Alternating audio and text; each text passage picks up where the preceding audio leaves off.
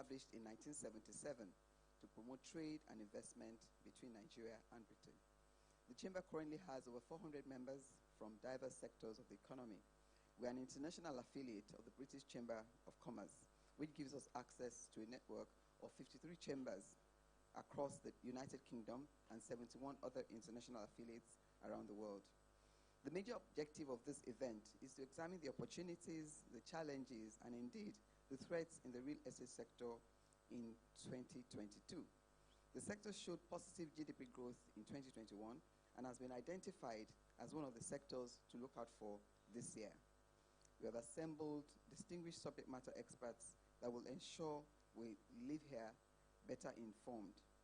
I'm delighted to welcome our keynote speaker, Mr. Okoyemi Agbaje, founder, CEO, RTC Advisory Services. You know, in Nigeria, they say he needs no introduction. So, but for the sake of those of you who perhaps might only have heard about him and not really know so much about him, he's a leading strategy, economy, and business advisory expert, and he founded the RTC Advisory Services in 2004. He's a lawyer, even though sometimes even he forgets that, some of us do. And he used to lecture at the Lagos Business School. That's where I first met him, actually.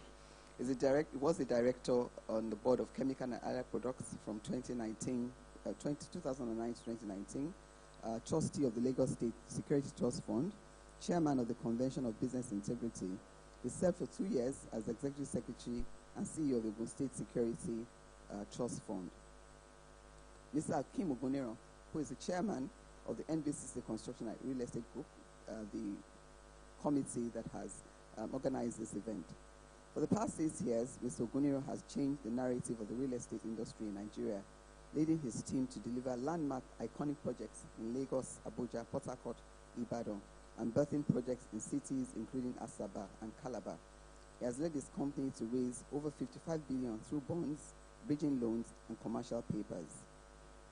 And our moderator for today, I'm sure she's almost here, Mrs. Tosin Ajose, lead advisor, Deep Headquarters Partners. Mrs. Ajose is a well-known commercial lawyer with savviness in transactional,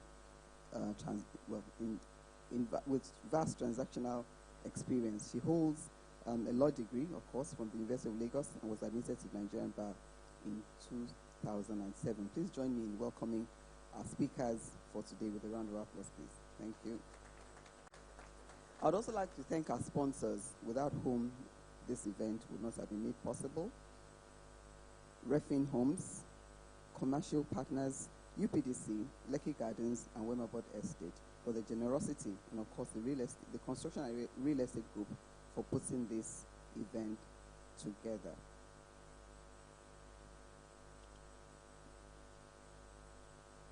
I think we'll invite our keynote speaker to make his presentation.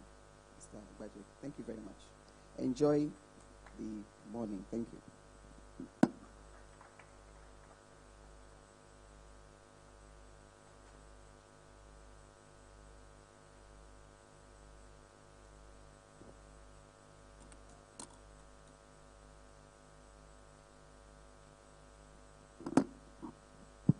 Good morning, distinguished ladies and gentlemen. It's a real pleasure to be here this morning. When they say, I was just thinking to myself before I stood up that sometimes you say I'm in the company of friends, and it's not actually true. But this morning I'm truly in the company of my friends, Bimbo Lashore, Bisi Adeyemi, Akim Oguniro, Yemi Ejidino, Solomon Aigbova, and Refined Homes, who are my abos. So I'm truly happy to be here, and I hope we all have a very good morning. So I've been asked to speak about the Nigerian economic outlook and to try to highlight the intersection with real estate. I've set myself a very difficult challenge of speaking to maybe too many slides for what was slated as a 20-minute conversation. I've tried to cut out everything that is not necessary. So I'm going to move a little bit fast. So whoever is controlling the slides, please move a little bit fast. Or I can do it. Good about 2021. About most of these restrictions and all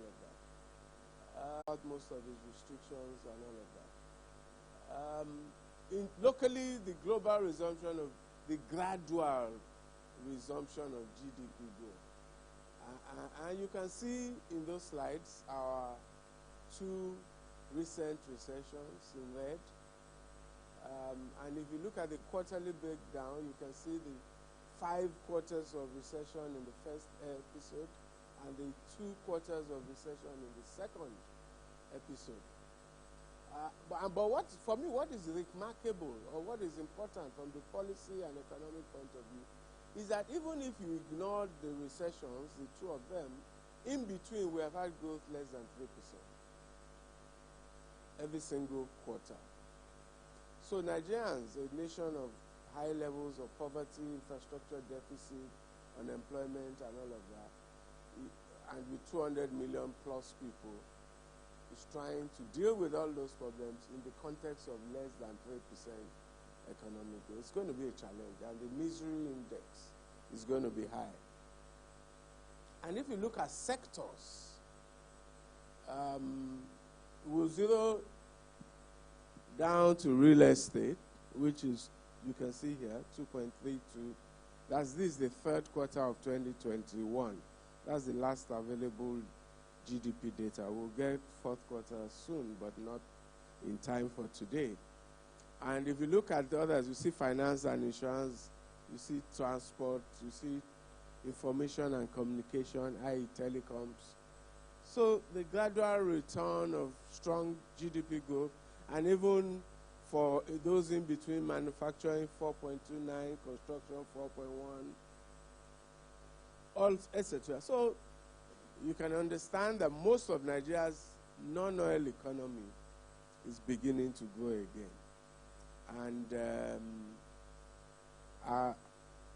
of course, crude petroleum and natural gas is a big deficit of 10.73%. So when I put up this slide of best sectors for growth in for growth, this based on Q3, you see that quite a few sectors are back. Agriculture is not so good. It's important in the context of the Nigerian economy that I show that 1.2% growth in agriculture, which is our largest economic sector, is not very good. And we probably can begin to conclude that these challenges with security are finally affecting. This is the structure of the Nigerian economy. For us here, we are concerned with real estate. So that's 5.36% of GDP. I know that in the days I used to come to report to Akim and Solomon and Yemi in UAC Group every month, we used to have real estate at 8%, 9%, 8, 5, 6, 7, 8. So real estate has suffered from many quarters, many years of a protracted contraction, and is now down to 5.3% of GDP.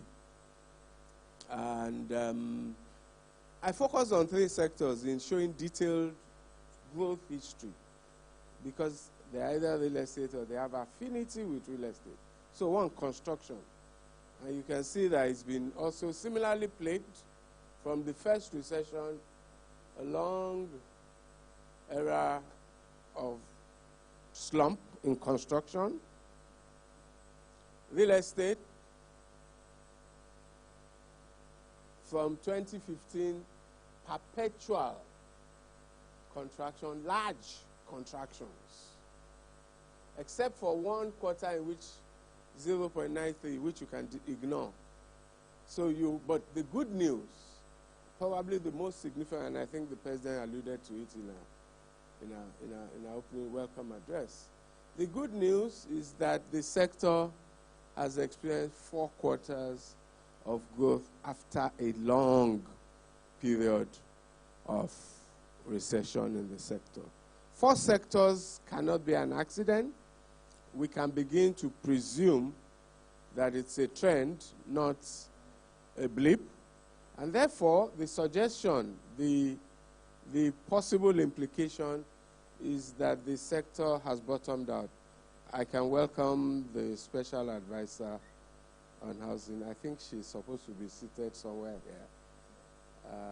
Another friend of mine, when I said I'm in the midst of friends, all my friends just decided to conspire to bring me to speak on an early morning. So Mrs. Toke Makiwa, you're welcome.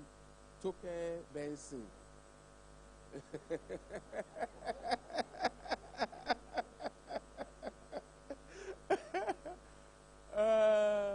So that's real estate, 4 quarters. So the implication, like I said, is good news for us. Our sector may have bottomed out, and we may now be set for growth. The growth levels are still modest, 2.81, 1.77, 3.85, 2.32 in the last reported data, but we may be able to assume that this is now a trend. Hopefully it wouldn't reverse, and the actions of people in this room may ensure. I also put hotels and restaurants, otherwise called in the GDP series, accommodation and food services. Also, so you would see that those 3 or 4 sectors that are allied to the real estate sector have experienced the same trends and are now beginning to appear to be recovering. You can see for the hotels and that hospitality space, they have just had 2 quarters. You have had 4 of recovery. So let me move faster now. In terms of what else has gone well, I like the passage of the Petroleum Industry Act. It's government's job to persuade Nigerians to accept the implications thereof. I think the Africa Continental Free Trade Act presents an opportunity or a threat, depending on what we do in Nigeria. And then the INAIRA, for whatever it's worth, is an innovation in financial sector policy along the digital currency space. So, what was not so good about 2022? Inflation. And that was true in Nigeria, and that was true globally. And you can see the good news is that it began to moderate, but 15% inflation is still high.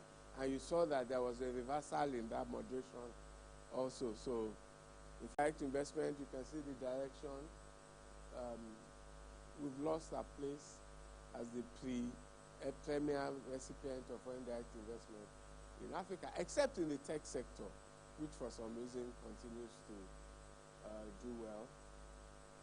Of course, the social sector is in crisis. And Nigerians are remarkable people. You know, you have 3% unemployment and 22% underemployment, and you expect to have peace. You are very strange people. You know, you should know that you will not have peace, and that you will not have security, and that there will be insurgency and banditry and all sorts of crises. So we are in crisis in the social sector, and then our debt profile is not a myth. That's the direction of debts, public debts, and then budget implementation in 2021 showed weak performance of revenue relative to the aspirations in the budget, which may repeat itself in 2022. And then there were a lot of policy challenges. We've not resolved the question of fuel subsidies. Electricity sector reforms are essentially stalled. We continue to rely on the oil sector for foreign currency and for government revenue. Essentially, what we did was to borrow to fill the revenue gap from oil and gas rather than restructure our economy, which was imperative for the country. So we wasted an opportunity. How do Americans say? We wasted a crisis.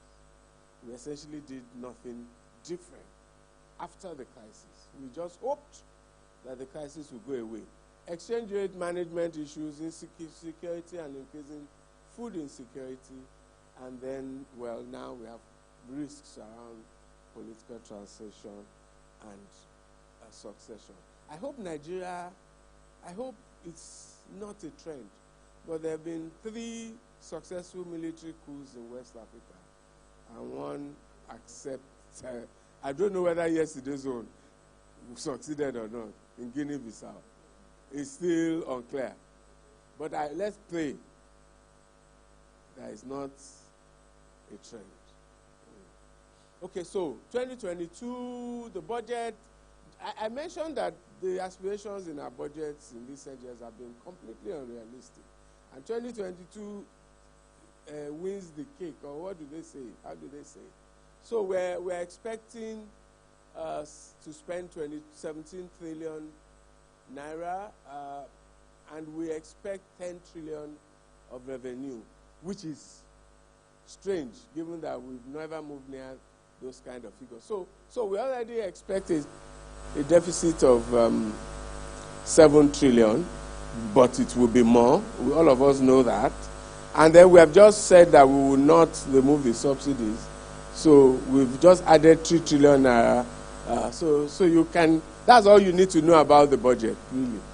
Every other thing is aggressive growth in the budget over the last few years, essentially since the start of this administration, which is not a bad thing, except that we funded it by borrowing ways and means and all of that. And we've spent it on government itself, more or less. A little bit, but the good thing is that we spent some significant figures on developing transport infrastructure.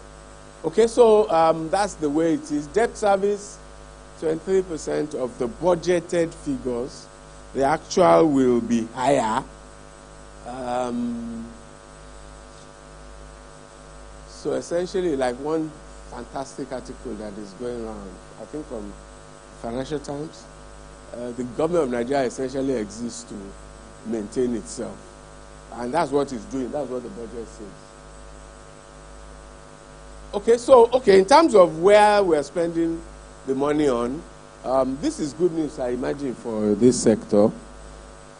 The largest construction, housing, and all of that. The largest in terms of capital expenditure. And then the current expenditure, salaries and overheads, not surprisingly, that would be the military, because of all the wars going on and all the and maintaining the operations of the forces, and then education. These are just salaries, so it just reflects the size of the public sector. Let me move on. GDP growth. We saw that the budget of Nigeria seeking 4.2% GDP growth. So what did the international stakeholders think? IMF, 2.7%. And for 2022, which may be closer to reality. Overall, what should we expect in 2022 in terms of indicators? 2.7 for growth, 13% for inflation, government debt percentage of GDP 36.9, fiscal deficit -6%, exchange rates. The CBN itself may experience some adjustment to 450 around there, and then in the other markets you may be over 650 naira to the dollar. Sectors to watch: agriculture, agribusiness, and agri-tech. But you know what? The opportunities in agriculture are there. A country of 200 million with vast arable land, with large population, with crops everywhere. But we're now subverting the opportunity in agriculture due to insecurity. Healthcare and pharmaceuticals, and you see that in the GDP figures. Healthcare is now beginning to do better than it did. Of course, there's been a lot of investments in healthcare and a lot of awareness around the opportunities in healthcare. Real estate and construction, we saw the data clearly bottoming out, and now an opportunity for growth. Telecoms and IT, that's been the star of the Nigerian economy. The whole space around IT, ICT, software, and all of that. Entertainment and the creative industry space continues to do well and to be robust. Food and beverages is the core of Nigerian manufacturing, and insofar as inputs are local, food and beverage manufacturing should be successful. And then around finance and payments, the fintech space. I suspect that this will be where many of the growth opportunities in the Nigerian economy will reside. Scenarios, let me just summarize this. This is the fun I have in the office for 2022 that I will share with Nigeria. So we have not changed in terms of the structure of our future. The future is future, but we can analyze and structure it. And we've maintained three broad possibilities. One in which we waver, as we have done. We just waver, we go one step forward, one step backward. We make some policy improvements, then we make some policy reversals, and then there's some growth, and then there's a recession. So we waver, we are unserious. But we know what should happen, and we try to do it. Maybe the political pressures are immense and they stop us. So for instance, we wrote a PIA, which we need, but we're not going to implement it anytime soon. So we waver. But then there's a possibility of sustained expansion because the potentials, the opportunities, the fundamentals are just so strong that if we got policy right and leadership right and got the energies of the people in the right direction, we'll be a formidable economy. And then there's a real risk of collapse, and you have crisis levels of insecurity. You see small children going to Edo to go and hustle. Did you see the video? So we are at a crisis level, insurgency, insecurity, food insecurity, and all of that. And so then we have political tensions. Apart from insurgencies, deep ethnic and subnational fissures. So we have those three possibilities. And when people ask me to ascribe percentage, I say mainstream is 50%. Mainstream is wavering. That's the most likely. And then sustained expansion is a minority possibility, around maybe 20% or 10% or less. And then collapse is a real possibility, maybe 30% or whatever. So that and all the factors driving those scenarios are put in that slide. You can look at it when you get it. Opportunity footprint in 2022, continued recovery in non-oil sectors. We saw that trend. Of course, we know it will continue. Sectors to watch: finance, fintech, payments, trade, construction and real estate, software and ICT, digital business models across the entire economy. Everybody should be trying to convert their business models into digital models as much as possible, even if not in the core of their operations, in their selling, in their branding, in all of those things, in their customer experience, customer engagement, and all of that. Locally sourced manufacturing, healthcare and pharmaceuticals, entertainment.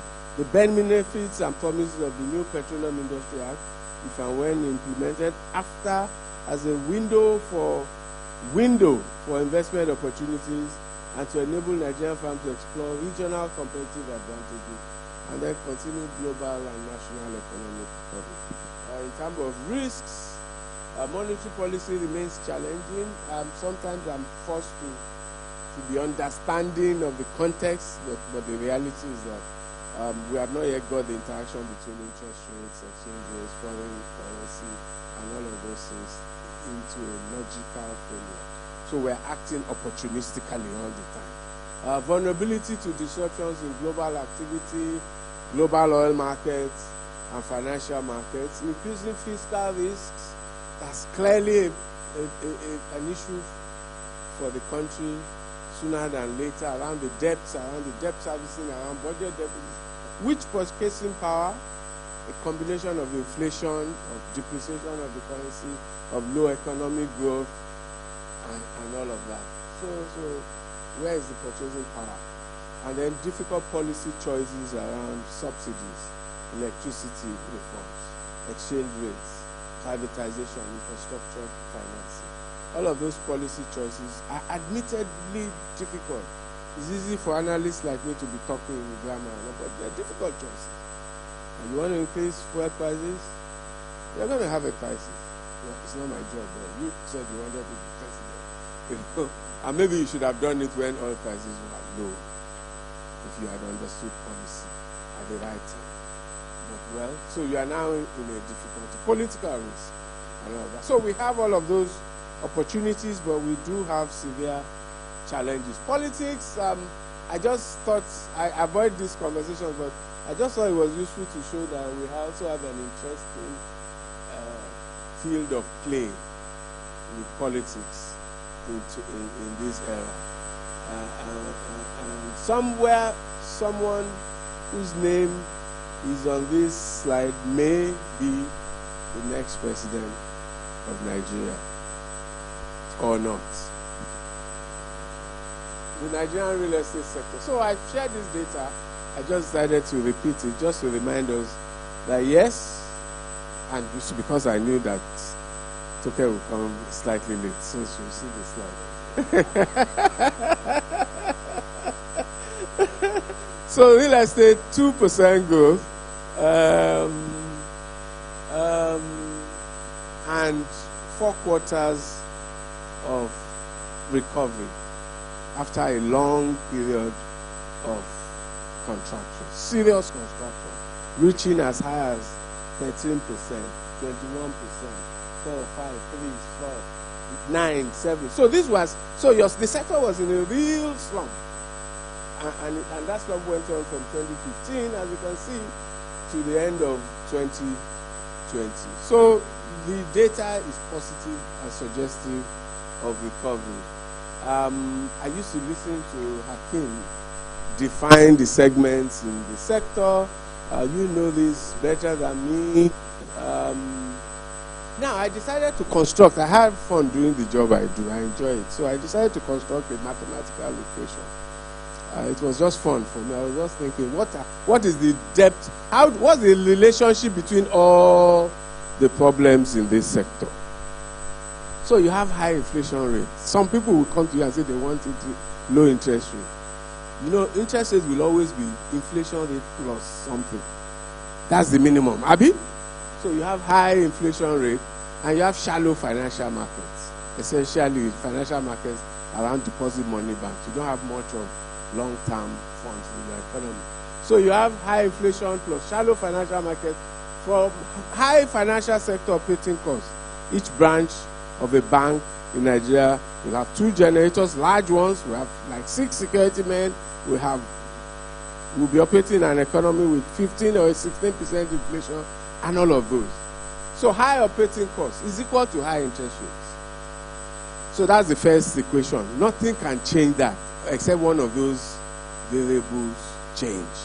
The second equation, add that high input and construction costs, difficult regulatory requirements from land user, consent payment, time delays, inefficiencies in land administration. I'll be fair to my sister and say I know that Lagos is trying to improve, but it's still very difficult process. Corrupt fiscal planning system, you know, where you now need to get approval, construction, lapse card, this one, that one, that one. And then confusion and fraud from homoneyless. So you have high interest rate plus high transaction costs. I know that Hakim can relate to everything I'm saying. Then you have, move on, difficulties in foreclosure and judicial system. So when something even goes wrong, how do you sort it out? Difficulties in foreclosure plus judicial system delays is equal to transaction inefficiencies and additional costs. Then add uncertainty, because when you buy land, you are not sure how the matter will end. So add uncertainty, add limited secondary mortgage markets on affordable mortgage financing, right? And constricted mortgage availability. Final one, move to this social sector. Poverty, unemployment, small and shrinking middle class. So there's weak effective demand. Abi? And then poor real estate sector regulation, low standardization, huge housing deficit, and constrained industry development. So please give me the credit of having created the mathematical equation that explains the problems in Nigeria's real estate sector. But me, I was just having fun. Okay, so global trends, work from home. Maybe it would also take over. It's allowing people to live far from high urban density. Increase in co-working spaces, short rentals, adoption of digital explanations. These are and then flexible lifestyle of working and living, short-term rentals. I was surprised to see, I saw something, I must give credit to the firm. I saw a report. I thought they sent it to me some months ago. It suddenly was this week.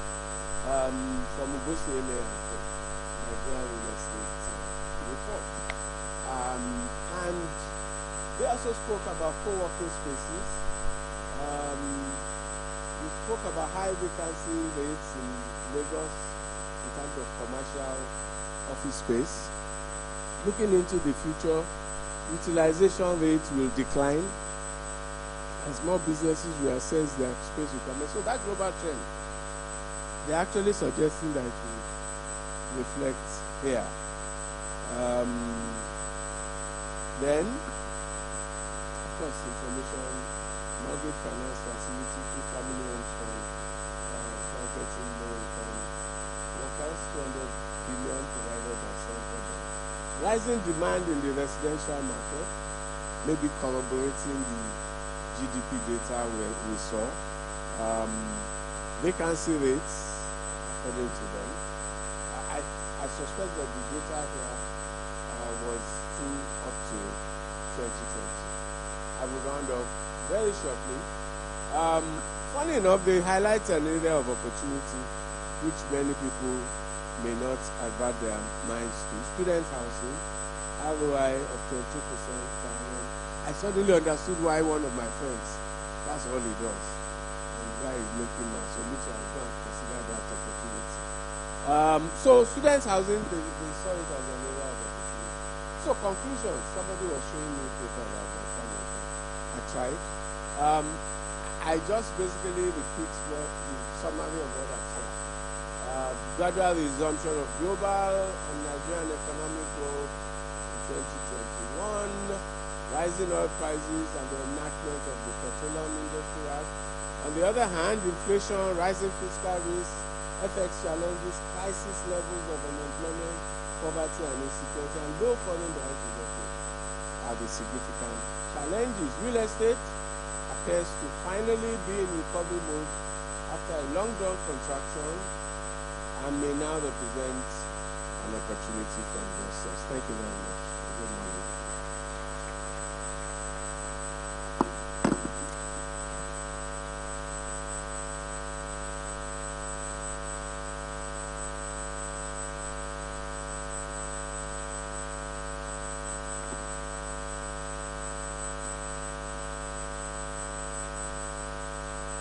Thank you very much. Another round of applause for Opeyemi Agbaje. Quite insightful. Very quickly, because of our time, I'd like to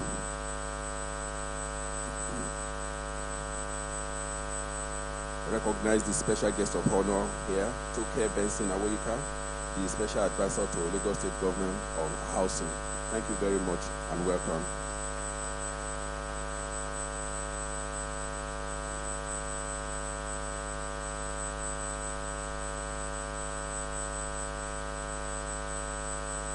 Next on the presentation grid, may I invite Hakeem Oguniran, Chairman, Nigerian-British Chamber of Commerce, Construction and Real Estate Group, and Chairman, CEO, Eximia Realty. Thank you.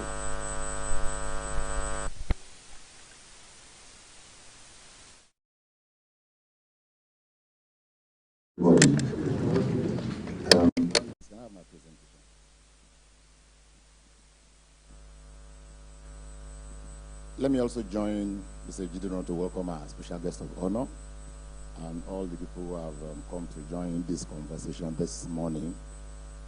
I'm going to try and build on, can we just go back? I'll try and build up on what Opeyemi has done. We're going to look at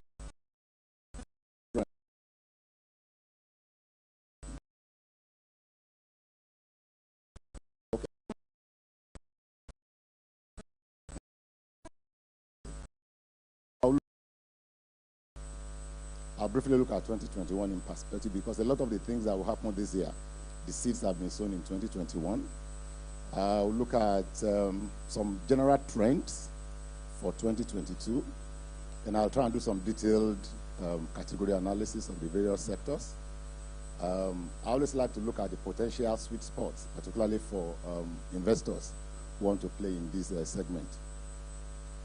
Now, I just thought I should share this slide just as the background, just to underscore the importance of the sector that we have come to discuss today. November last year, McKinsey came out with this report that 66% of the world's global were the most important segment because everything happens on land. You live on the land, you run your business on land. So real estate is so critical. Even for the guys in ICT, you know, we always remind them that even the cloud does not reside in the cloud. The cloud lives inside these centers on the ground, you know, so, but that's for another time. In terms of 2021 in perspective, we struggled for 6 consecutive quarters, but from Q4, the sector began to show a positive growth. I mean, you've seen all from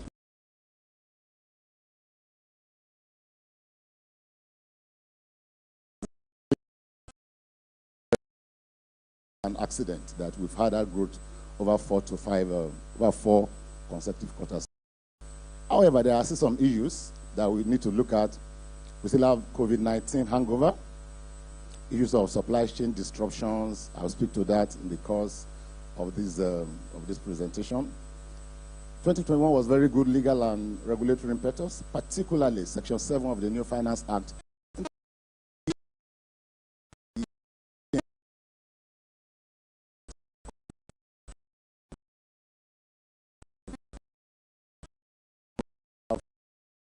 January, and it's taking effect in May last year, was also very good. There are some defining events. There's a new focus on innovative instruments, sukuks. Federal government is trying to launch a federal government housing bond, which is also very important.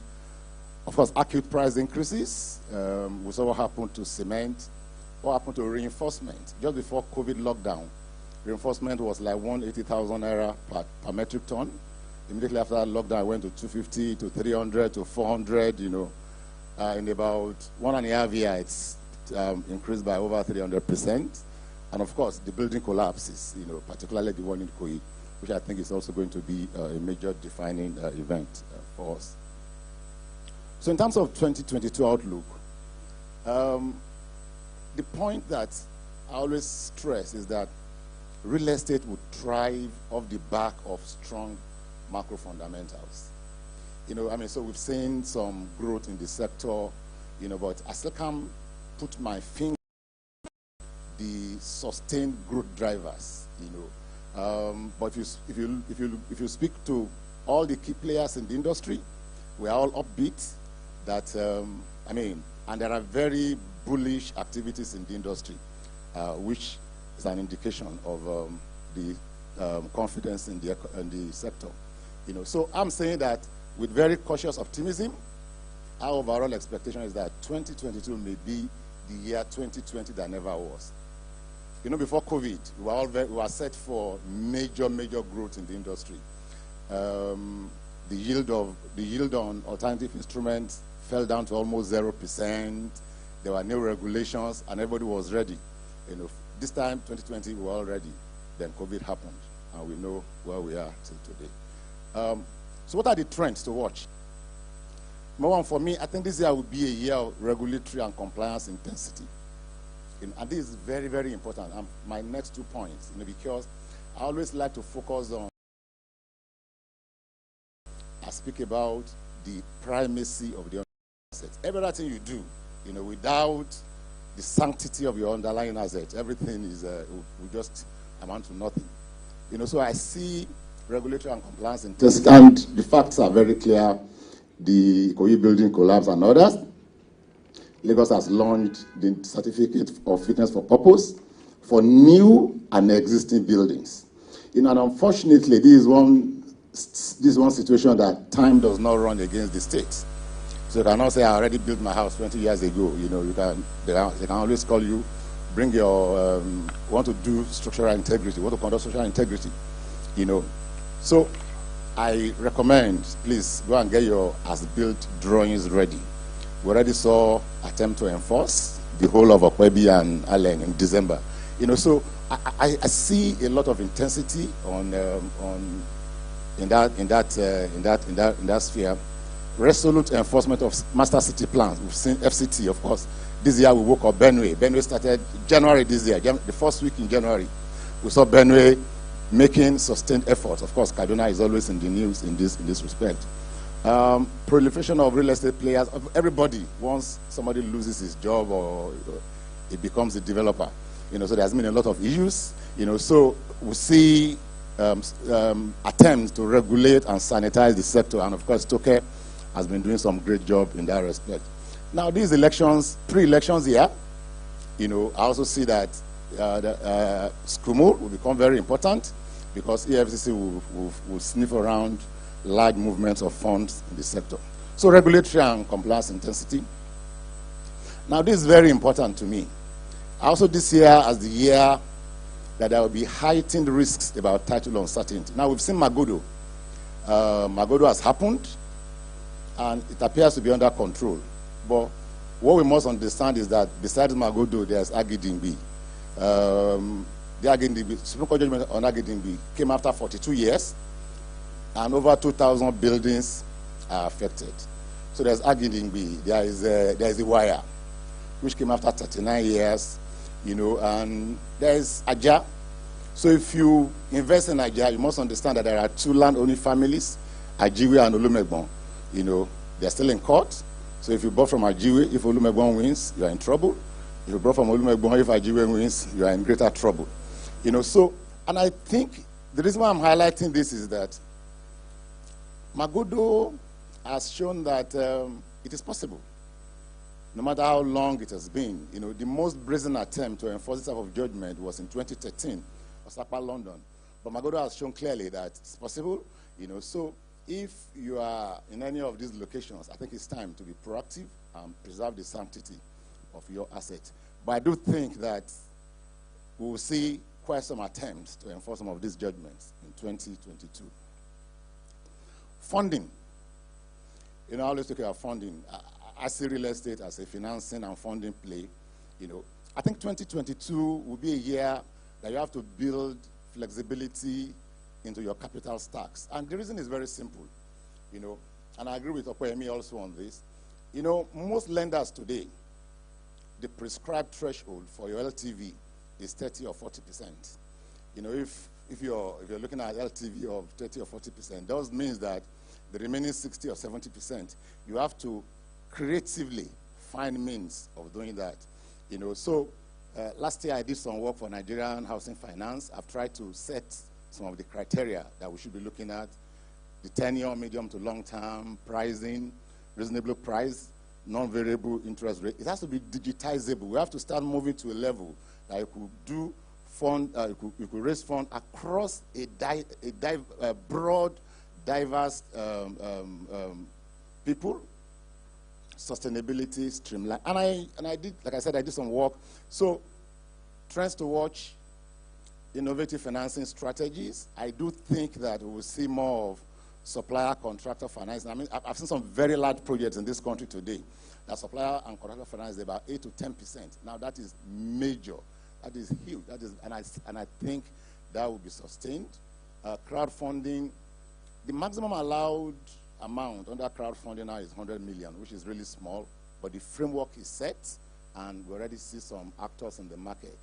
Sukuks will be a major instrument. As a matter of fact, in the past 3 weeks, UK has just raised $500 billion Sukuk.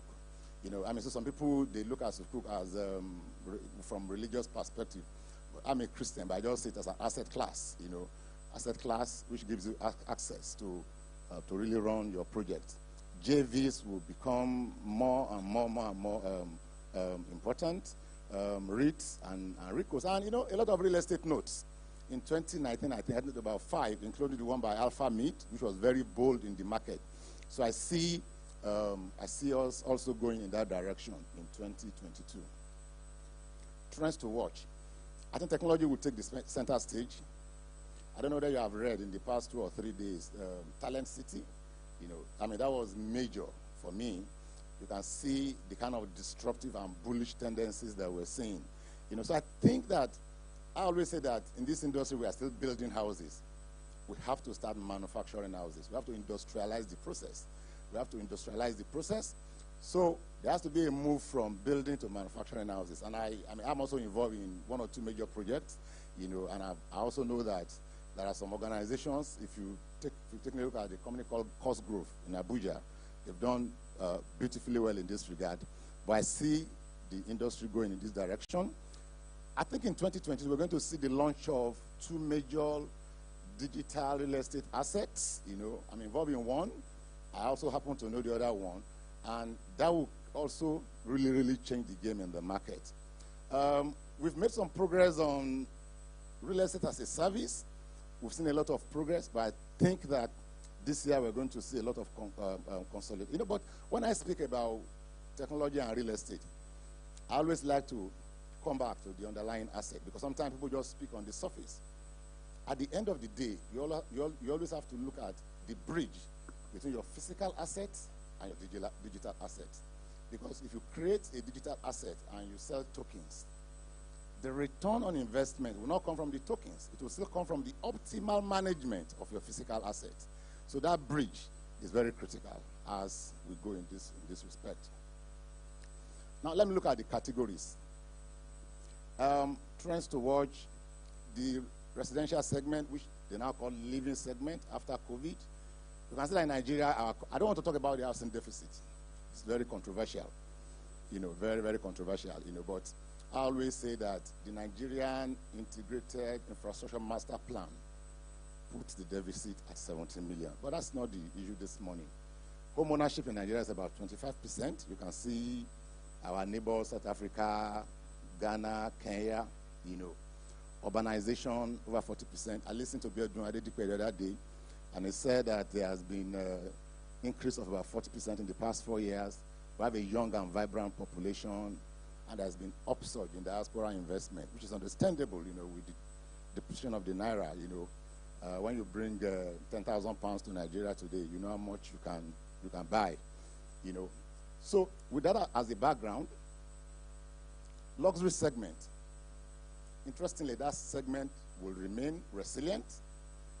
The market sentiments, and it's understandable. Those who buy in that segment, they are immune from a lot of the things that we're saying. They already have their money. They are not first-time. They are either second or third-time home buyers. So they are really, really immune. So that activities, I think, will continue in that segment. Deals will continue, but customers will be more discerning. I do think that sentiment will now favor tested developers and tested contractors, particularly for high rises. Premium and classic segment, these are like the red oceans of this sector. Everybody is fighting and they're beating themselves. I think that to survive in that sector, you will need stronger value propositions, affordable quality, flexible payment plans, delivery reliability. There's a whole lot of noise in that segment. But I think that is also a segment to watch out. For me, the comfort homes, first-time home buyers, millennials, young families, empty nesters, this is the market, this is the segment with exceptionally strong growth prospects. The guys that are looking for good location, space optimization will be key. The people in this segment, they don't want to live far. These young guys, a lot of them here, they don't want to live in Aja or Ekpe, The analysis I always give is that they want to go to Quilocks, close by 1 a.m. and get to their houses within 10, 15 minutes, So you have to take that into account. But they're ready to trade size for proximity. They're not looking for mansions, they're just looking for, so aspirational, co-living, financing assistance, creative status appraisals, because a lot of them, they may not have a long history of income earning, but today they are doing something good. You have to be a lot more creative. Affordable and social housing. This segment is marked by rhetoric, inconsistent policies, and I don't see much happening in this respect, particularly from the government side, except that this is the year of elections, and you will see a lot of populist programs like rent control. Recently I listened to somebody from National. In fact, by the way, I read late in the night yesterday that the Senate has already okayed monthly rent for Abuja. I think a lot of, when I was chatting with Toke yesterday, a lot of government, they are reading her policy upside down. What Lagos State has done is to create a scheme, of monthly rental payment, not introduce the rent control legislation. It has never worked, and it will never work. Now, I don't want to be as hard as that Swedish economist, Assad Lindbeck, who said there are two ways to destroy a city: either throw a bomb into the city, or you introduce rent control legislation. But there are some bright spots.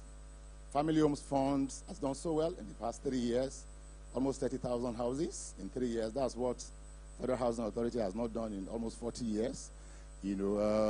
Shelter Africa is launching a 250 billion naira bond. That's a strong vote of confidence for that sector, and a few other things in that respect. I need to round up.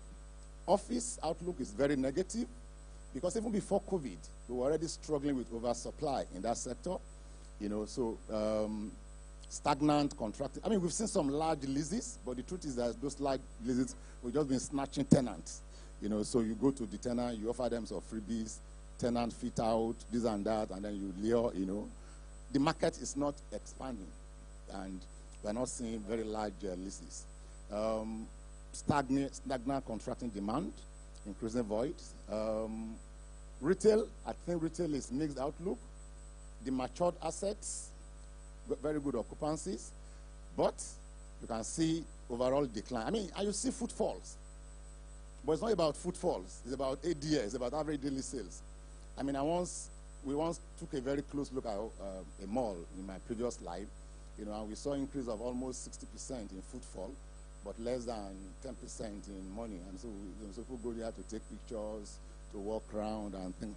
That is not what you need. Let me quickly just look at this slide and round up. Now, I saw this publication by Virtual Capitalist in December.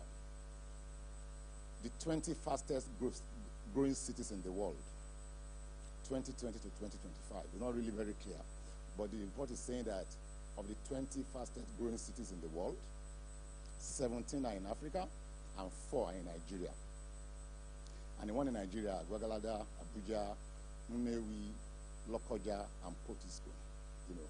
So I always like to look at the geographical footprint of where you should be looking at.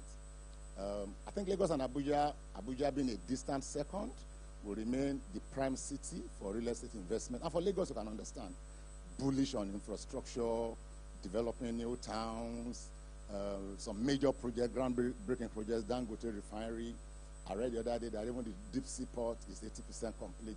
These are going to be very strong growth drivers, In terms of other cities, Abakaliki in Ebonyi State is a massive, massive infrastructure revolution in that. And real estate always follows infrastructural development. And by the way, a lot is happening in the East. We hear more about IPOB, sit at home, but there are some major, I was in Enugu twice last year, and there are some developments that will dwarf what we do in Lagos. There's a developer in Enugu, Copen, I know he's my very good friend, he's doing major developments, And I also know to the east, it can be a lot more seamless than we ever admit. So one of my trips, we left Lagos in the morning, walked for 5 hours, and by 6 p.m. I was back in Lagos, and that can happen in any part of it. But we hear much more about IPOB, sit at home, and things like that. And so I think Ebonyi is a state to look out for. Ibadan is another city to look out for.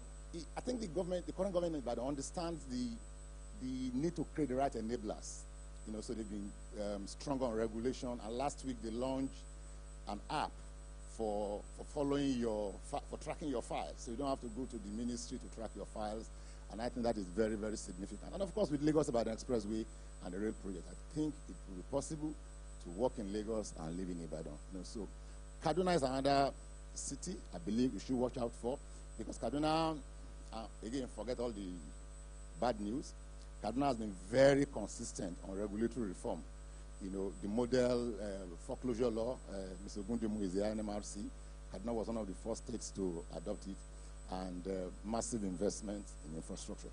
Finally, so for investors in this segment, what are your potential sweet spots where you should be looking at?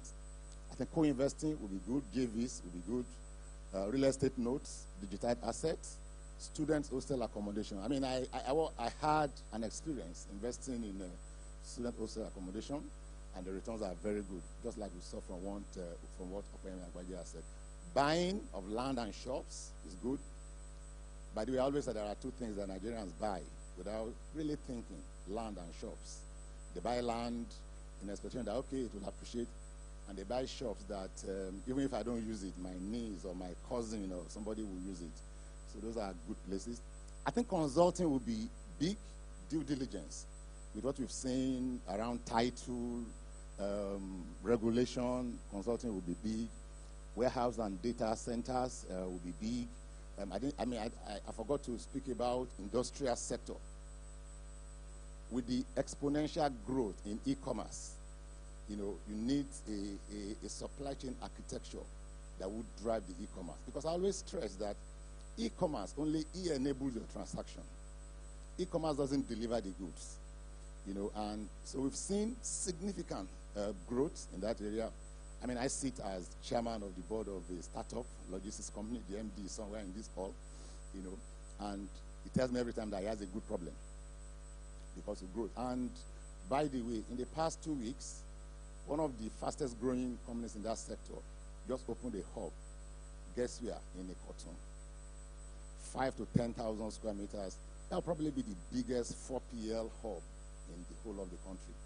You know, and that shows you the significance of that sector. You know, so it's a place, because once you have growth in e-commerce, you need a hub and spoke system to drive distribution and delivery. And that's a place that you need to look out for. Warehouse and data centers, co-ownership and co-living. So it's not all bad story. We're very upbeat, you know, but cautiously optimistic. Thank you very much.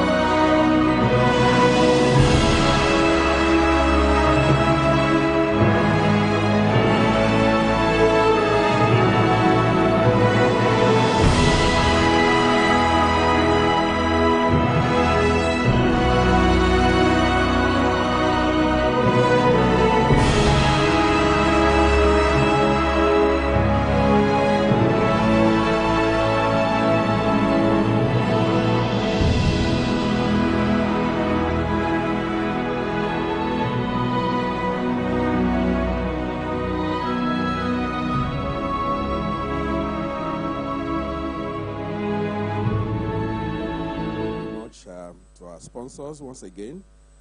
Before I bring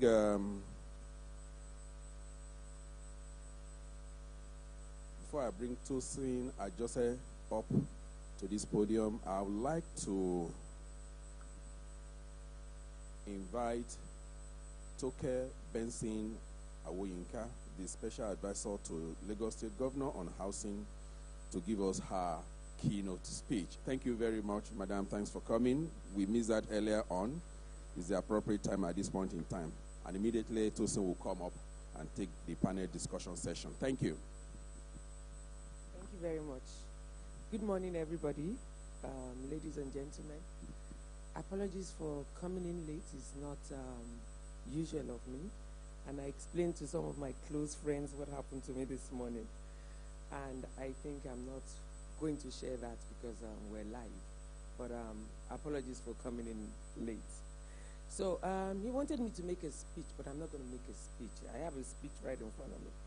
But talking about housing is not about speeches. It's about what we're doing, what we as a government have tried to do, what we stand for. And I tell people everywhere, at every opportunity, in Lagos, that is all we have. Land, land, land, real estate, real estate, real estate. And it gladdens my heart. Real estate. Because as far as I'm concerned, apart from the oil, which Opeyemi has already told us, we can't put figures on, we can't put anything on. It's intangible. Real estate is actually tangible. And so as a government, we have tried since we got here to make sure that we create an enabling environment for investors, off-takers, everybody in the value chain of the sector. So what have we done as a government in the last 3 years? We've done quite a few. I would want to boast about what my government has done in housing, and I can give you a rundown. I'll do that when I'm seated, but he wants me to do only 5 minutes. So I'm just going to tell you what I, Toke, and Governor Babajide Sanwo-Olu stand for in that sphere. So what we've been doing, when we came in, we had a sector that was not visible to governance or to government. And everybody ran riot and did what they liked. And it was free for all. And we thought the only way we could help investors, stakeholders in the industry is to create an enabling environment, to create sanity, to sanitize the industry, to sanitize the space. So fortunately, in 2006, there was a legislation called the Estate Agency Regulatory Authority Law in 2006. And of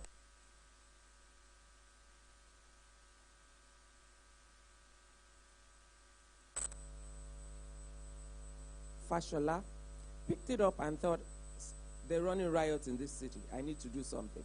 So he came up with an executive order, and he created a department called the Real Estate Transactions Department. That department was solely to look at what agents were doing and regulate them, get a database of them. But I'm a lawyer. You're still a lawyer. So that bill or that law had a clause, and it said agents may register. And of course, if you put may, the Nigerian lawyer would translate it and tell you it's not compulsory. You don't have to do it. It's voluntary. So when we came in 2019, we looked at that law and we thought, oh, we need to do something better. So we went to the House of Assembly.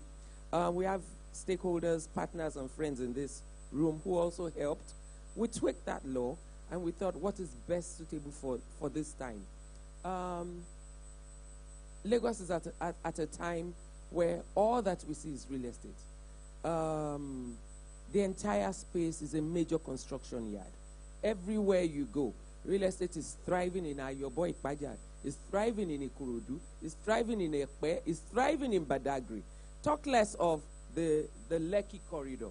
In GRA, you see beautiful buildings, and you wonder what is going on. So we'll still come back to that space of what is going on with all the empty buildings in Lagos.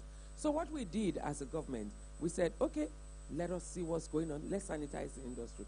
The major part, Okpe and Makim didn't touch about, is what we as stakeholders are doing very wrong in the industry, which we are trying to correct, and that is fraudulent practices.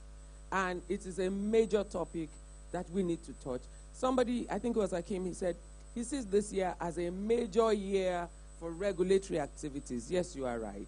Regulatory activities in building control, building codes, regulatory activities in making sure that stakeholders and practitioners behave and conduct themselves the way they're supposed to. So last year, we had a committee, a policy roundtable, where the governor spoke to major stakeholders in the industry.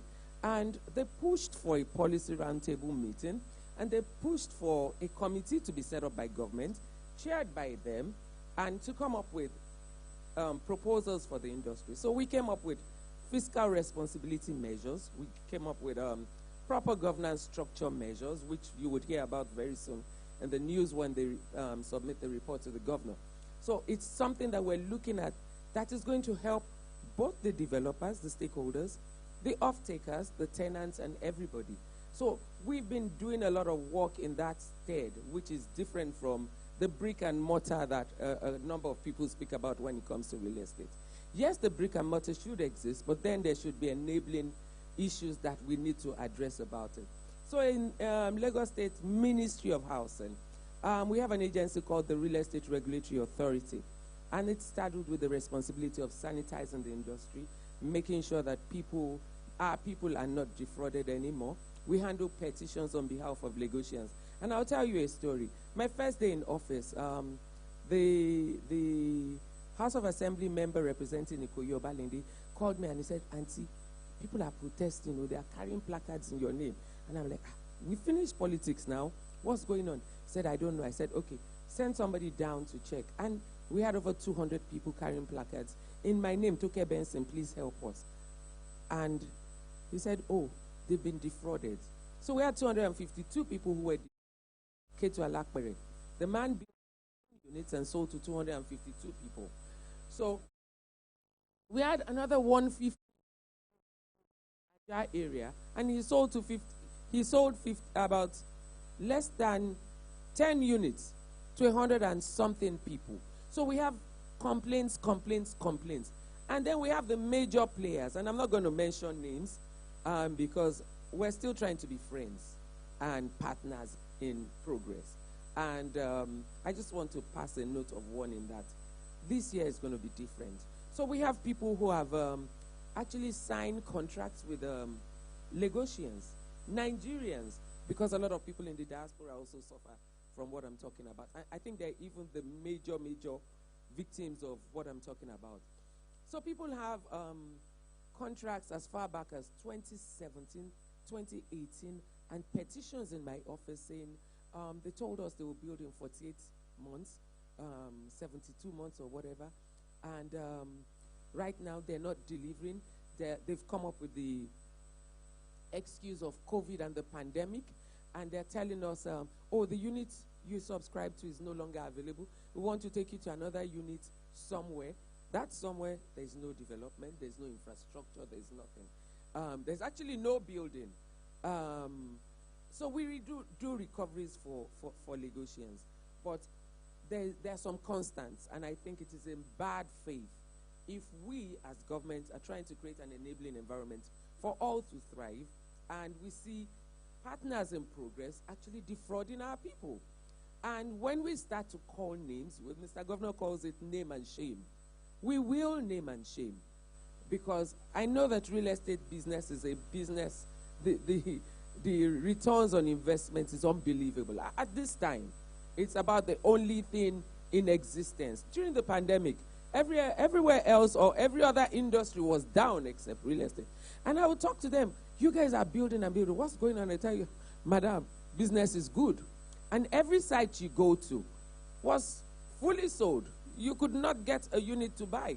So if business is actually good, there's no reason to defraud. There's no reason to defraud. So I have major stakeholders in this industry whose marketing officers, because now what we see is they tell us, oh, these are marketers. They are not, they are agents, external agents. Yes, you're going to be held responsible for whatever anybody brings in on behalf of your company. So I'm going to use this opportunity to please have stakeholders address that issue, and let us work as partners in progress. But basically, what we're going to be doing is enforcement. So I'm not going to sit down without telling you the good of the Lagos State government in housing. So last year, we commissioned close to 3,000 units, and I think we deserve a round of applause. So I've decided that my governor is now to be called Mr. Housing, because we've touched all the areas of Lagos. We've done Shangotedo, we've done Lekki Axis, we've done Ekpe, we've done Surulere, we're going to Oduonosa. We have over 1,000 units to commission in the next 2-3 months in Oduonosa. And if we're doing that, we actually appreciate stakeholders who are also contributing to this housing deficit, because we definitely cannot do it alone. And for those who were not at the Lagos State Real Estate Marketplace in December, Mr. Governor promised developers 50 hectares, that the government is going to partner with developers, put down 50 hectares. You're not going to have to pay for it. It's going to be our own contribution to the development of the industry. And we expect that we're going to have to put up something like a consortium of developers to put that space, or make sure that that development is done and it's not going to be seen as just land grabbing. So on this note, I'm just going to hand over. It was supposed to be a welcome speech, but it's just familiarization speech. Thank you very much.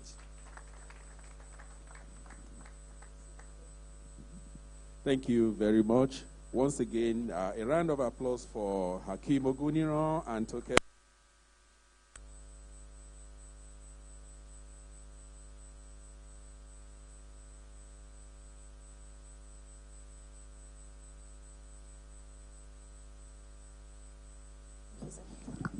Good morning, everyone. It's such an honor to be here. My name is Tosia Jose, and I'm lead advisor at Deal HQ Partners. We're a transaction advisory law firm in Lagos, Nigeria. We advise on bespoke transactions. We advise business people that are working across different sectors in the real sector in Africa. So without further ado, I will first of all like to say thank you to our panelists and for such insightful presentation on the economy in Nigeria and, of course, the real estate sector. That was a very good one. Thank you very much. And, Madam, I think I'll probably be getting your number after now, because even I, as a lawyer and a practitioner in the real estate sector, I've been defrauded a couple of times.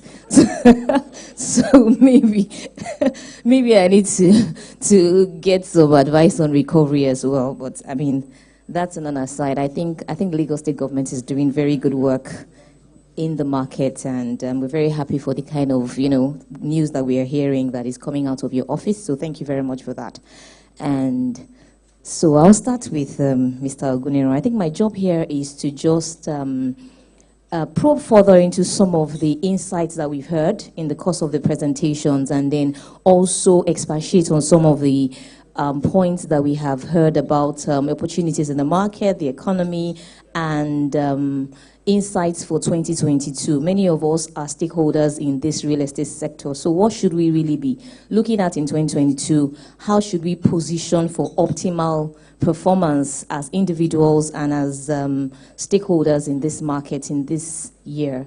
And generally as a country, how do we position ourselves to get the best out of global trends in the coming year? So, Mr. Oguniran, I'm going to start with you. And my first question is just off the back of what Mr. Agbaje said when he was talking about the budget. So again, this year, a big chunk of the expenditure is going to construction and real estate. Precisely about 420 billion is available to the Ministry of Housing and Works. All of this that we see in this ministry, how does it translate to value for the real estate sector? Or what do we see as the growth curve that Mr. Agbaje has rightfully mapped for us in the industry? Is it driven, principally by private sector activity, Or is there any actual tangible impact in the spend that comes from government through the Ministry of Works and Housing? Okay, thank you very much. I think that if you look at what is, so let's look at what has happened up till now. Like I said in my presentation, if you look at the housing space at the federal level, the only major organization doing, delivering along in that respect is Family Homes Fund. And the price point is unbelievable. I think it's under 5 million, and they've done like 30,000 houses in less than 4 years. I listened to Femi, the MD, in the past 1 week or so. They have over 11,000 houses under construction in various parts of the country at this particular time. So a whole lot of activities are happening in the space, And I do think that we'll see greater impetus coming from there. Last year, they raised a sukuk, I think 30 billion naira, which was 2.5% oversubscribed. That shows the level of appetite, that is there for that sort of instrument in the market. They've entered some bilateral relationships with some international funding organizations, So I think that we'll still see some good strides coming from Family Homes Fund. Federal Ministry of Works and Housing, I think my view is that Federal Ministry of Works and Housing should concentrate on giving us the right enabling environment.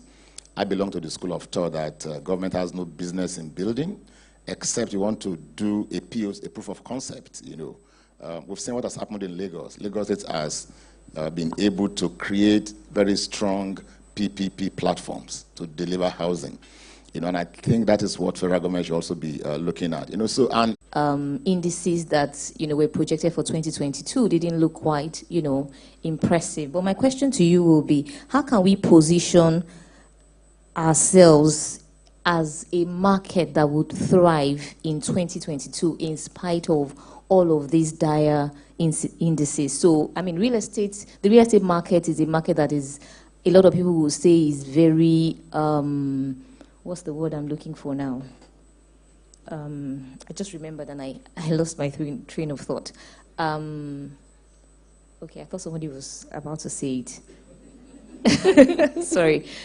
But as a sector, how can we ensure that outside of all of these parameters that we can stay competitive? Somewhere between 2.5 and 3.5, that's still too low for a country of Nigeria's scale and problems. But unfortunately, we may have deferred aggressive growth till post-2023. So we have to accept that. Growth, economic growth. If you ask yourself, what happened between 1999 and 2013-14 that led to very strong growth in Nigeria? The answer is clear: aggressive economic policy reforms. We reformed telecoms. It led to huge growth in telecoms. We reformed pensions. It created a new private sector dominated pension industry. We did banking sector consolidation. We acquired capacity in that sector. We were working on solid minerals reform, build land templates for reforming solid minerals. That is abandoned. We were working on templates for reforming electricity sector. As I said in my presentation, that has stalled. Privatization has stalled. So it's about sector reform. It's about reform. When you reform, investments flow in, aggressive growth happens. The good thing about real estate is that the investment does not come from government. That's the reason you can continue to grow in spite of the economy. And it's not only you. When you look at aspects of entertainment, I always ask, I've had 1 or 2 opportunities to speak to people in the entertainment sector, and they always say, we want government to come in. And I asked them one day, what's the difference between you, Nollywood, and football? Because football is regulated, not regulated. Regulation is not the problem. Government must regulate.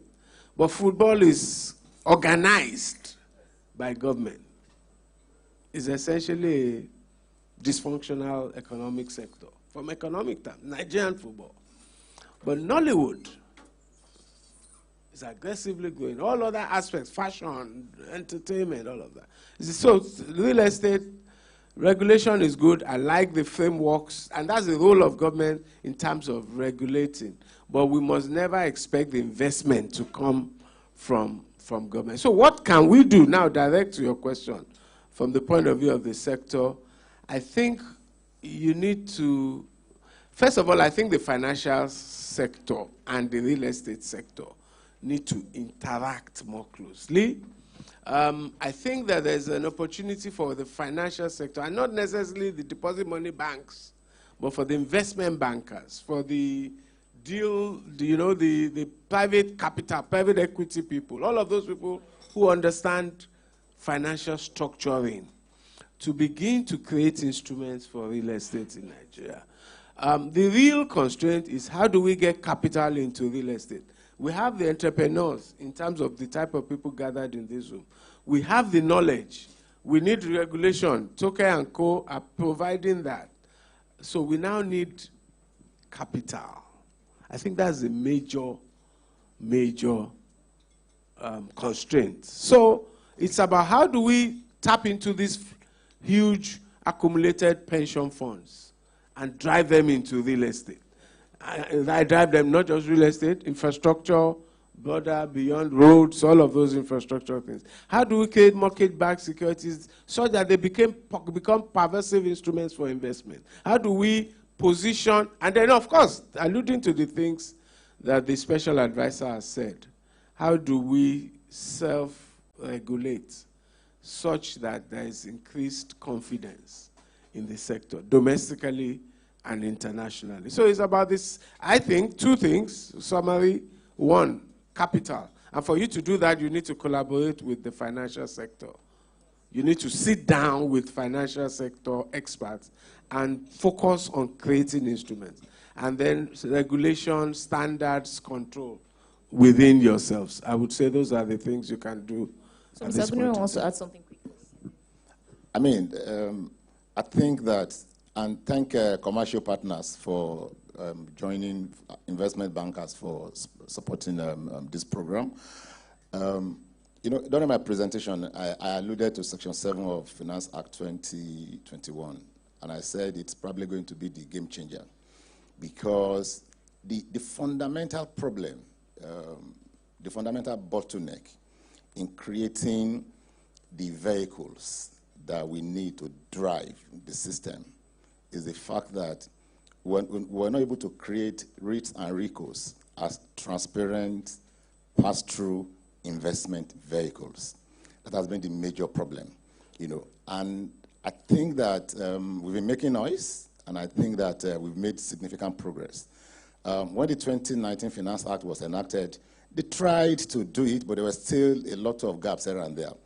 So if you look at Section 7 of the new Finance Act, it actually states clearly that dividends and rentals collected on behalf of REIT holders and unit holders are tax exempt. Because the problem before was that if you tax dividends in the hand of the entity and in the hand of the REIT holders, that was double taxation. And when you look at REITs as an asset class, and this is an area in which I have a lot of interest, there are what we call the REIT variables. If you want to know whether an asset class complies with, is a REIT, there are REIT variables. One of the fundamental variables is the fact that you must create that asset class as a transparent flow-through investment vehicle. So I do think, and there are 2 or 3 deals going on. The fact that, we need to be able to match the rates from these competing instruments. And I think we are actually at a good place now in terms of the rates that real estate can deliver vis-a-vis what the other instruments are delivering at this point. So, Madam, okay, now we're going to take a break. I think we want to take some video advert before I go to Ms. Benson. Thank you.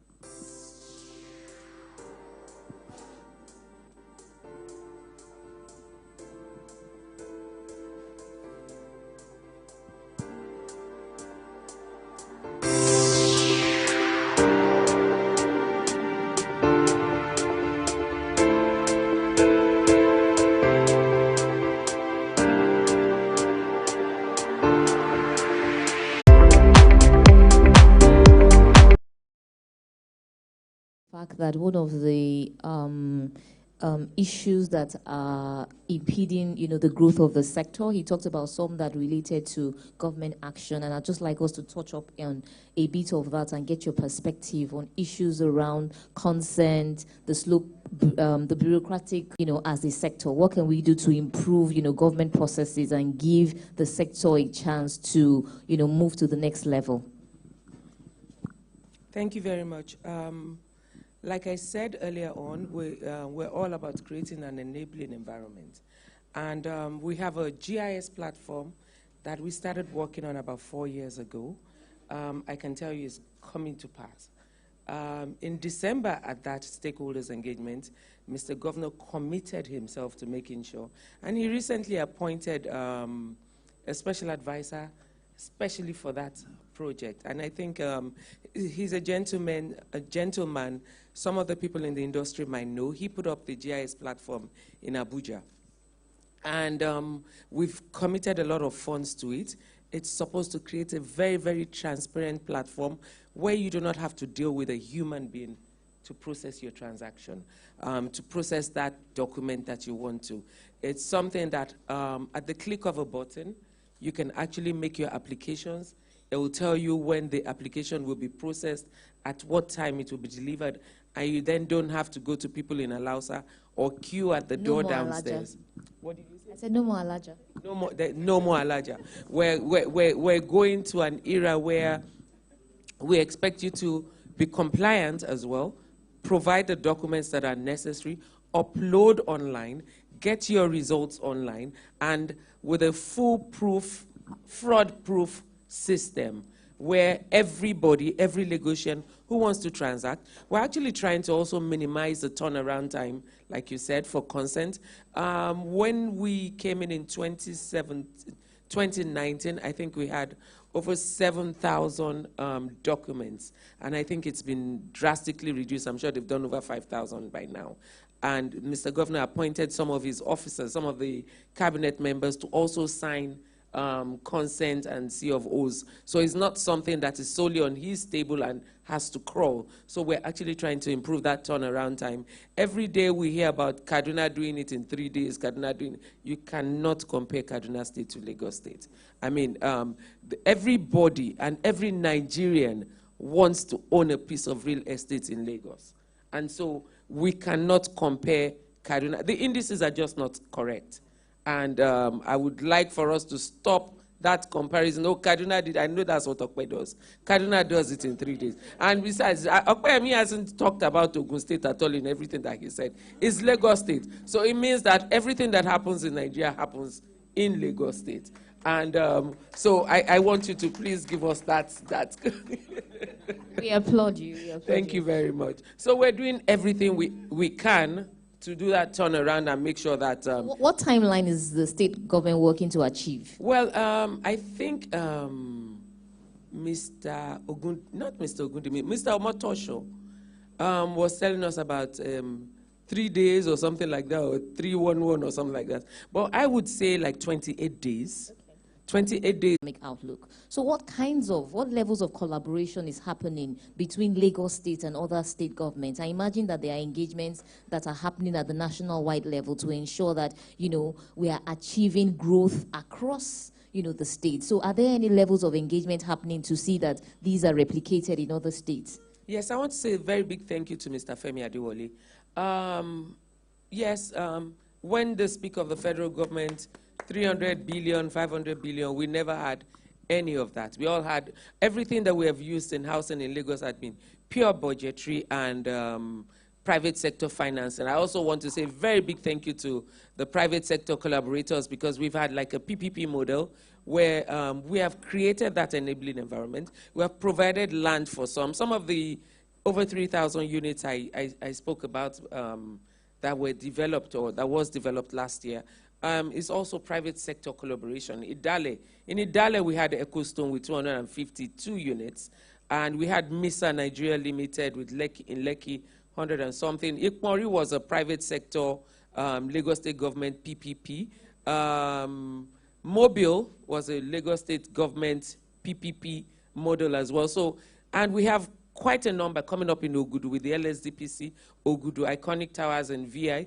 But then, it presents an opportunity for them to now begin to grow across the continent. And the typical Nigerian farm, whether it's in professional services or is in construction or real estate development, will probably be more sophisticated and have better capabilities than its equivalent in most other African countries except South Africa and maybe Egypt.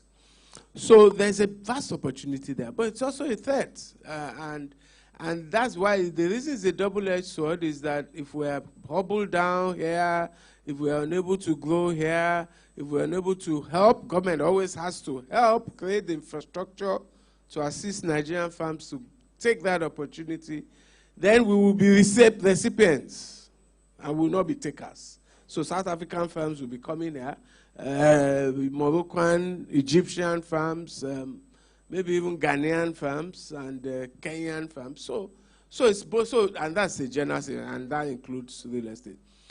Reflecting on your question with specific reference to real estate, I think the bigger opportunity is for our firms in the sector to begin to take opportunities across the continent.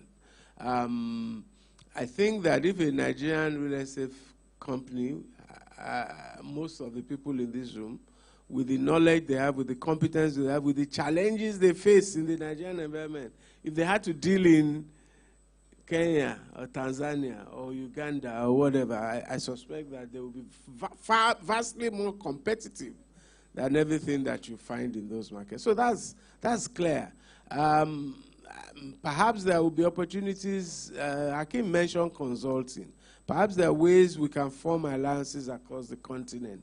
I think that the biggest thing will be access to finance. How can we access finance in South African markets, Egyptian markets, other markets? So there are all of those possibilities, but the first thing you have to read the act very carefully, probably call in an advisor, and be sure that you fully understand that economy in which you are seeking to go into. Thank you. Thank you, sir. Ms. Oguniro, my last two questions are for you. I'm going to merge them because I'm being prompted to wrap up the session. One of the major impediments in our growth story today is foreign exchange pressure, right? And in the last 12 to 18 months, there has been a lot of significant interest from the diaspora in our real estate market. How do you see this playing out? Do you think that in 2022 we're going to see real estate becoming a major import for foreign exchange into Nigeria? What do you see in the radar, and how can we boost the capacity for this sector to become a major, a major channel for the inflow of foreign exchange into the country? That's one. And my second question will be, how do you think, one of the things that you mentioned in your presentation was the fact that we don't have a viable secondary mortgage market.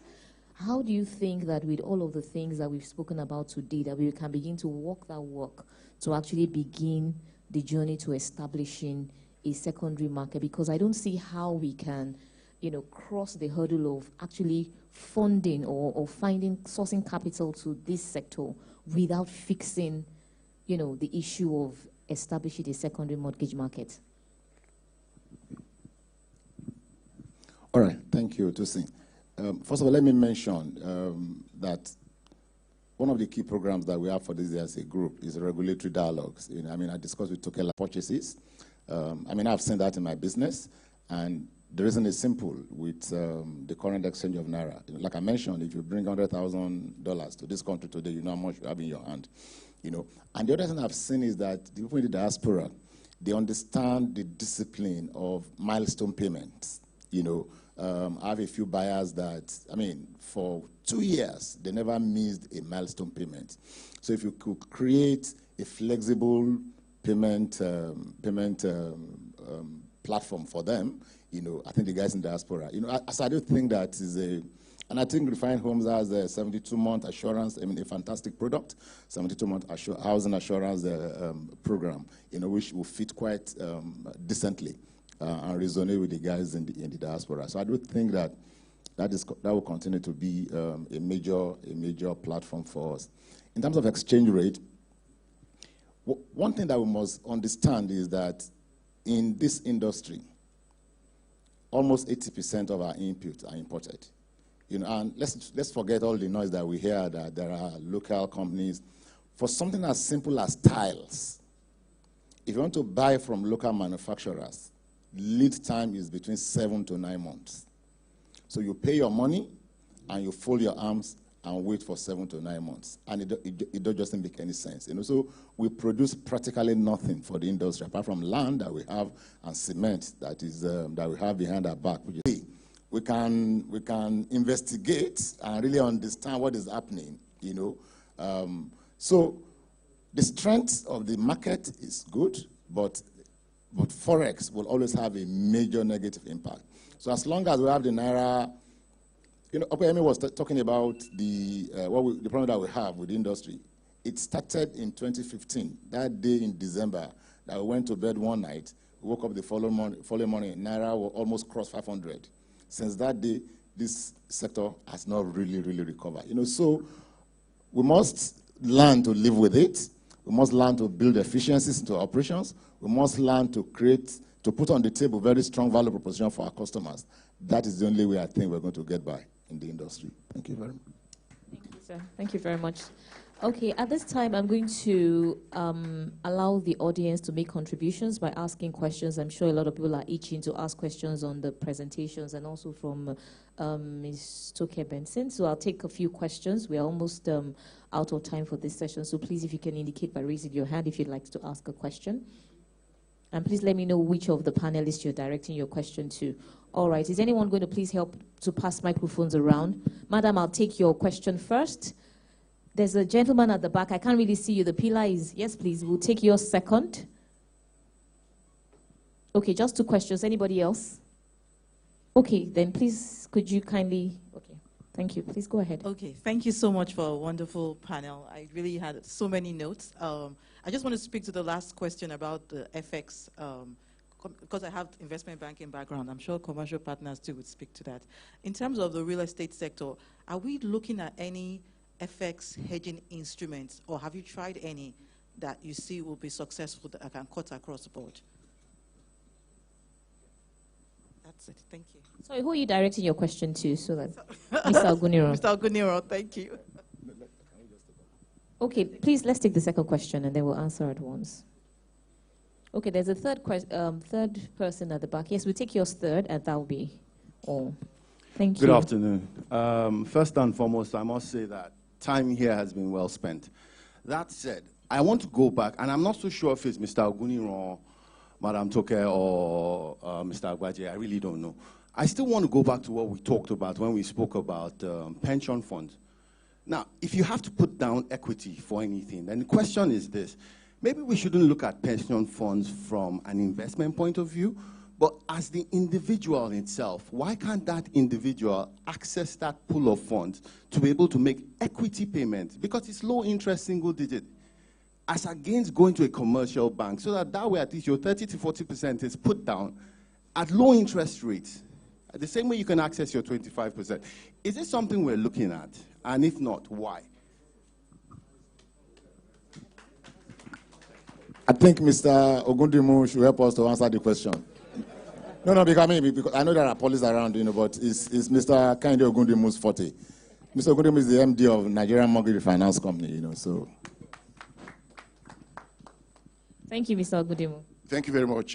So that's a very good question, and we are already pushing that. In fact, we've signed an agreement with the Securities and Exchange Commission where you'll be able to access at up to 25% of what you have in your pension account. But there's still just a few boxes to be ticked here and there, but we've addressed that. On the question of hedging, cost of hedging is actually very high. So people talk about how you hedge.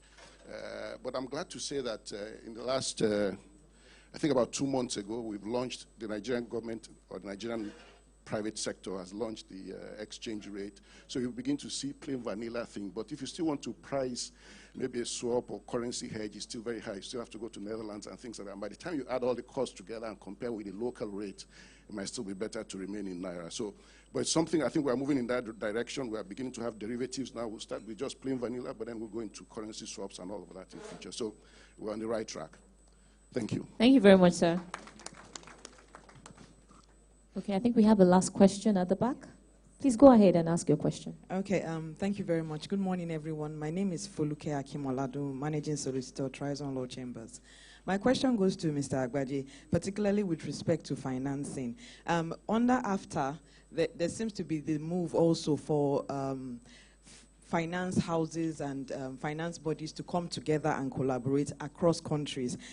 If we look at that, in addition to fintech, do we see a possibility of increasing access to finance for real estate in Nigeria and for Nigerian real estate firms to also build outside Nigeria in other African countries?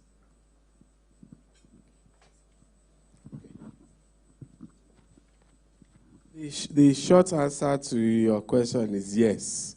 The longer answer is absolutely. I think everything you spoke about, I highlighted as an area of opportunity. The space around fintechs, payments, financial sector, the space around real estate, and then Africa Continental Free Trade Zone. So what you are pointing out is that there's a subset that links those three areas of opportunities, and that if we find a way to exploit that, I'm excited about the possibilities for fintechs. Governments will continue to try to regulate fintechs. Central bank will continue to try to regulate fintechs and to control them. But in the end, I'm not so sure you can constrict technology successfully. And so the mere fact of the existence of fintechs opens up those possibilities. AFTA makes it a real issue. And the opportunities in real estate across the continent mean that, and the need for financing across the continent means there's a real opportunity to explore what you've just stated. Thank you very much. Thank you very much, everyone. I just have one final, it's not a question, but it's a comment. It's directed at Ms. Toke Benson. I don't know if everyone here agrees, but I think the Lagos State government, please, can I take one final question? I don't know if I'll be permitted. Okay, there's someone on that table that wants to ask one question. Can you kindly help me pass the microphone to him before I make my final?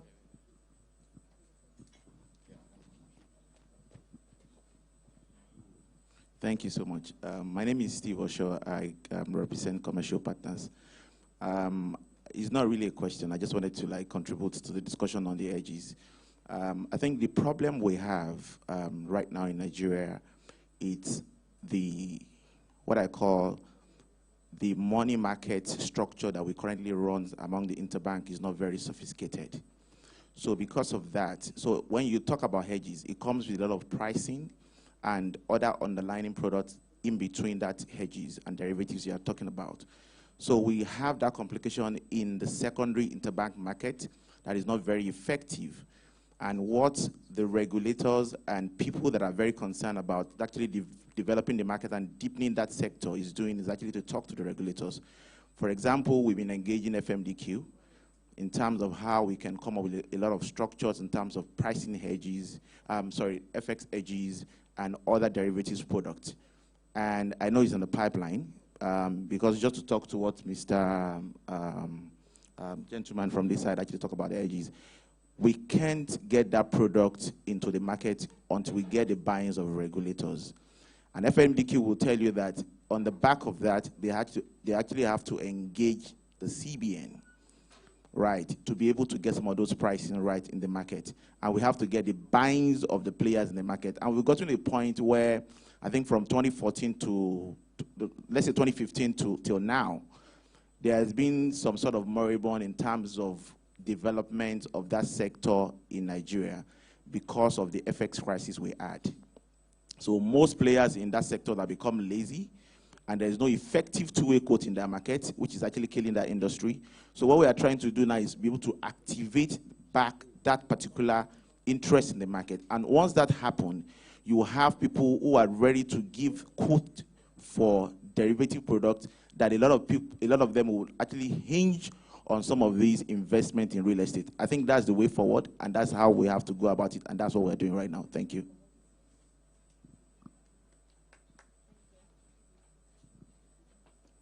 Thank you very much for that contribution. Thank you.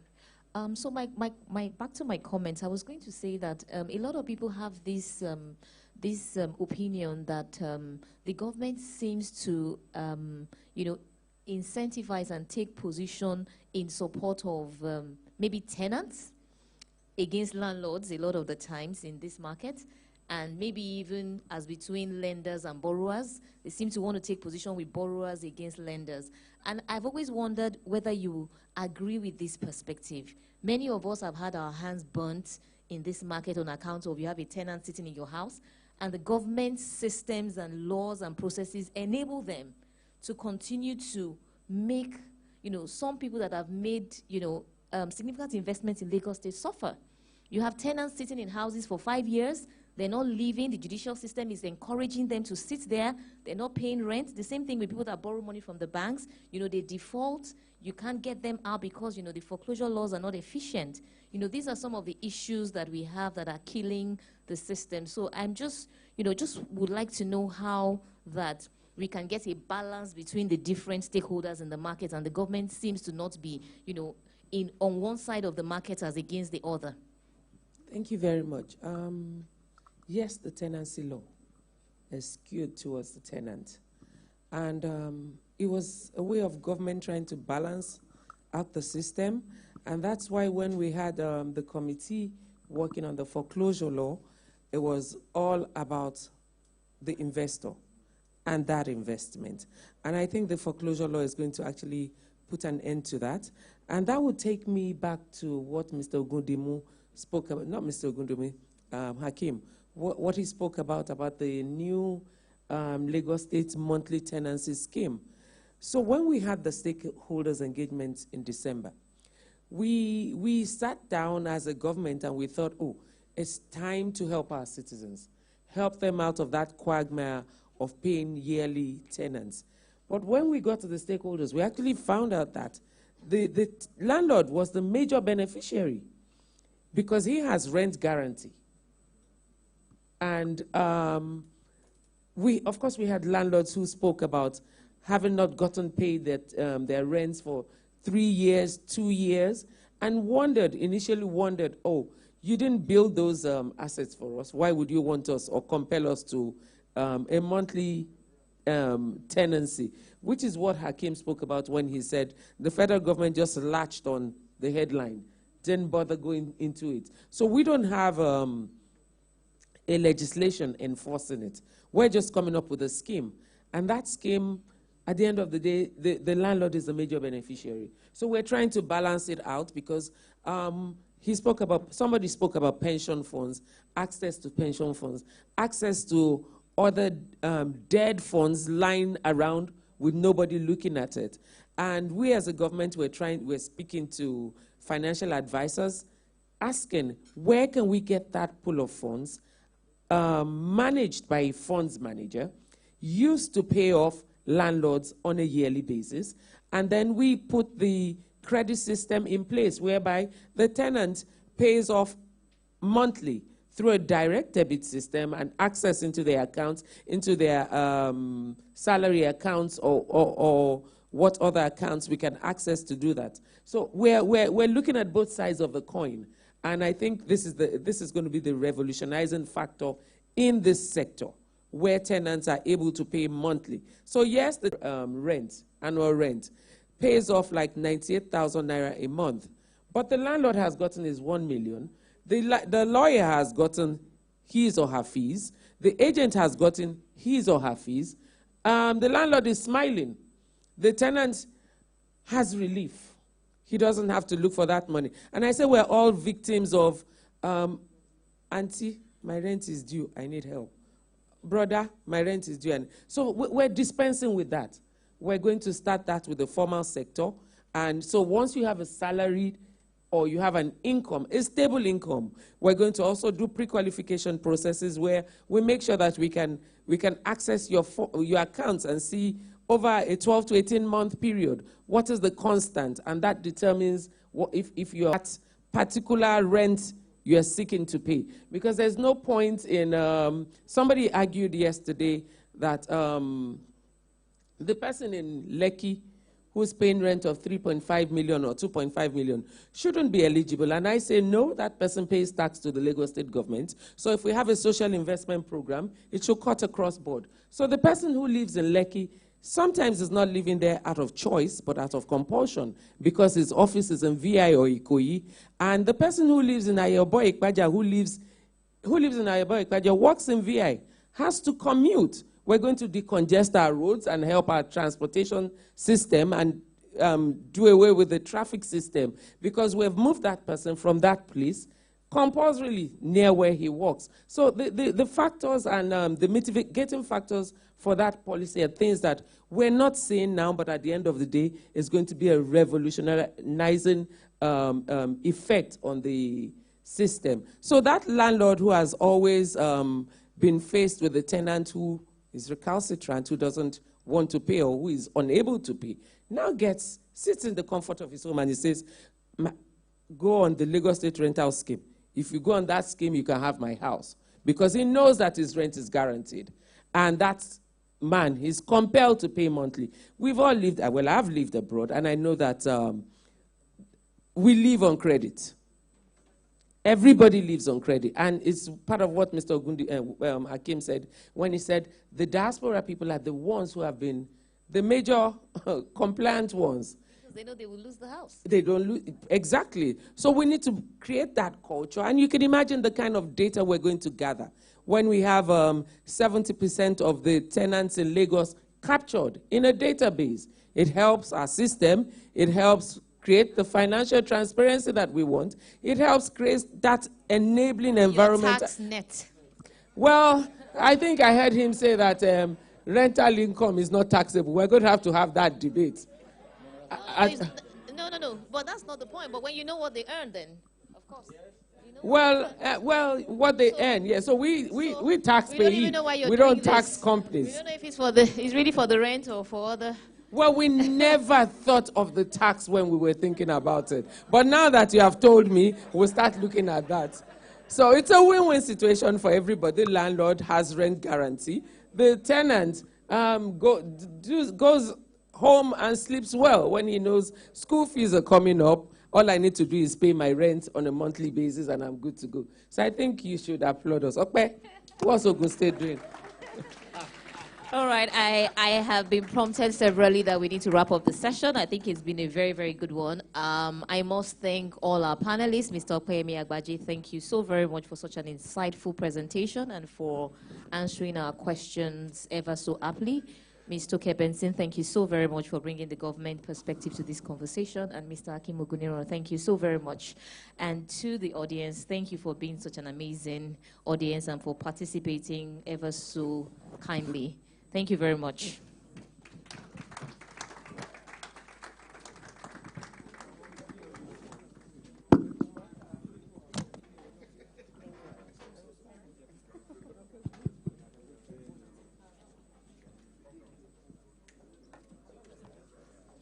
Thank you very much. Good morning.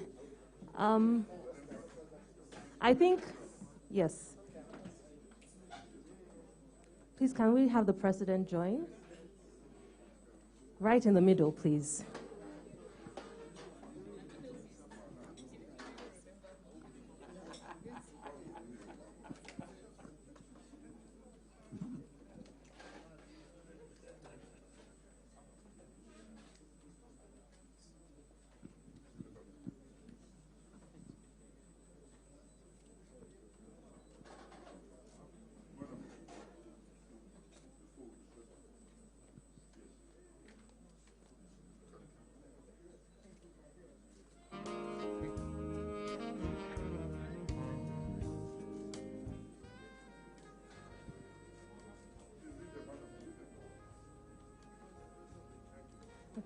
Please wait. Can we have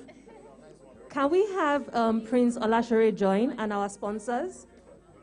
Can we have Refine Home, a representative from Refine Home? Mr. Olatunde Macaulay, Mr. Steve Oshaw.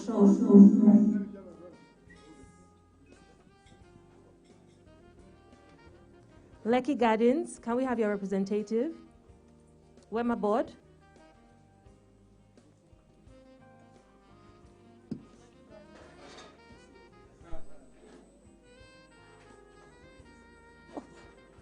UPDC, can we have your representative as well? Commercial partners as well. I think they deserve a round of applause. We have so many sponsors today.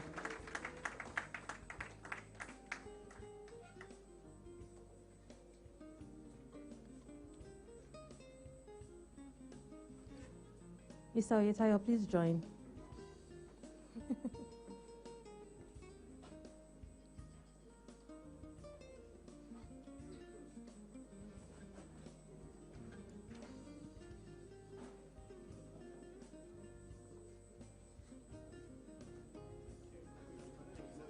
Thank you very much. Can we have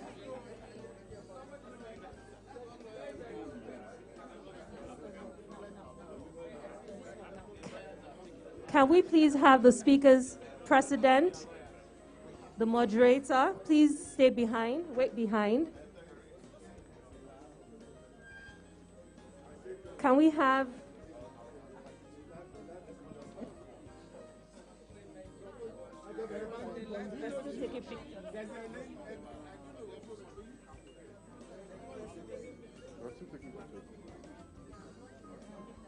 Oh, thank you.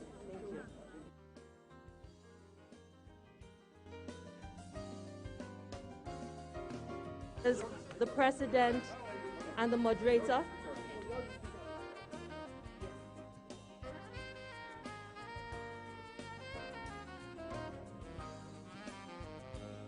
MD of Refine, please can you join us? And the MD of Commercial Partners, please join us.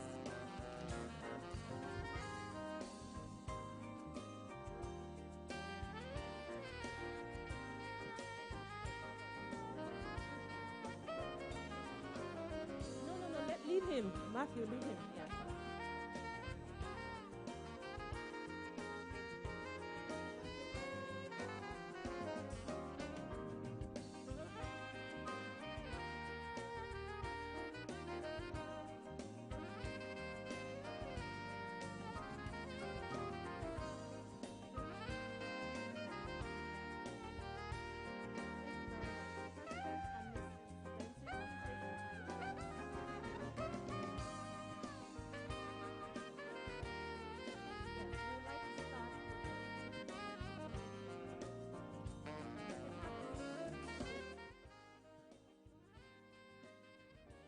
Yes, thank you. Please, you can sit. We'll just have Miss Benson. You can have your seats. Yes.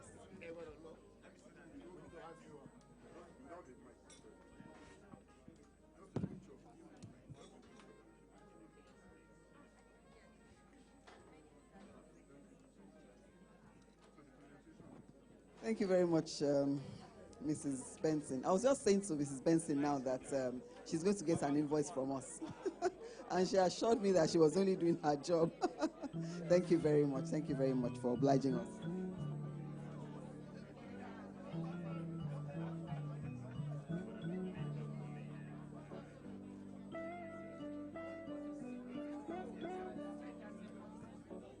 Can we have Mr. Opeyemi Agbaje? Mr. Agbaje? Incisive session. We thank you for the wealth of knowledge that you have shared with us today. Thank you.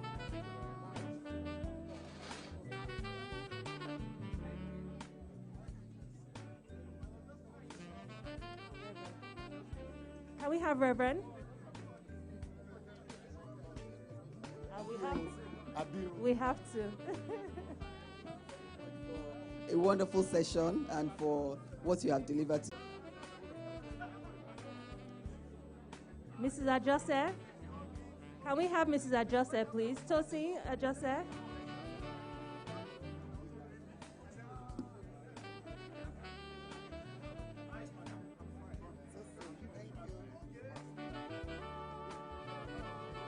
Thank you for a wonderful moderation. You did extremely well. Thank you very much. We're very proud and we're very happy. Thank you.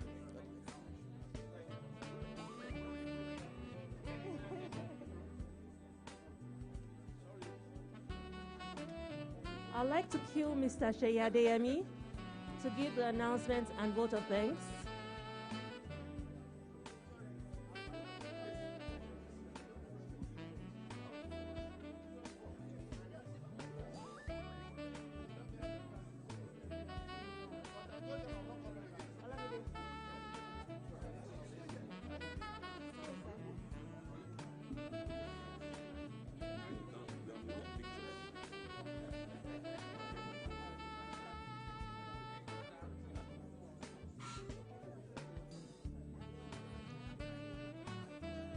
Okay, distinguished ladies and gentlemen, we really want to thank you for your time. It's been a morning well spent, and I believe that we've all received value for the time we have spent today. On behalf of the Chamber, the Nigerian-British Chamber of Commerce, I'd like to thank our special guest of honor, Mrs. Toke Benson. Thank you so much. We appreciate you. We really want to appreciate our guest speakers, Mr. Okoyemi Agbaje, and of course our own Mr. Akim Oguniran. And of course our moderator, we appreciate you, Mrs. Tosin Ajose. We want to appreciate all the patrons and council members of the Nigerian-British Chamber of Commerce.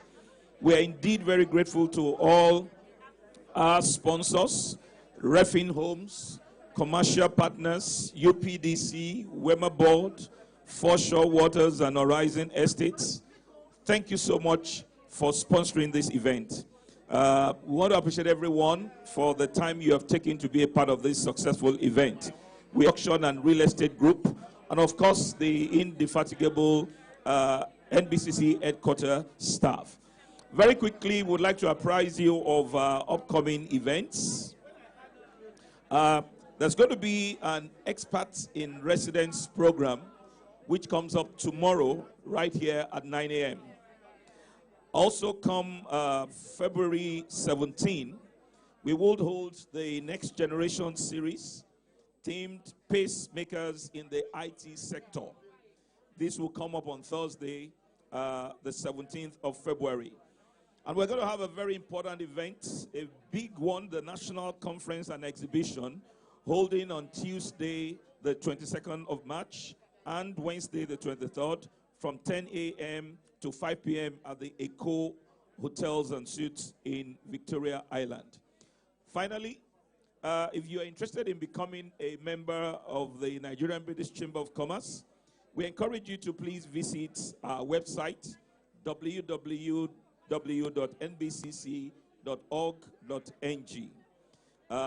And also, we encourage you to please follow us on our social media platforms so that you can get information about the various activities of the Chamber.